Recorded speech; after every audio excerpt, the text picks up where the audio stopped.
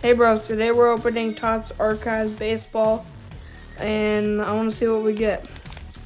Pretty sure that there's like old looking cards. Oh, this one's hard to open. Old looking like designs of cards. And I'm pretty sure those are like sometimes inserts and stuff. So first we got Andrew McCutchen, George Springer, Sean Murphy, who's now on the Braves, Alberto Mondesi, Bo Bichette, numbered out of 125,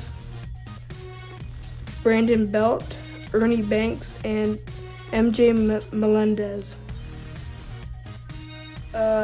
My favorite was the Bo Bichette because I really like Bo Bichette and it was numbered out of 125.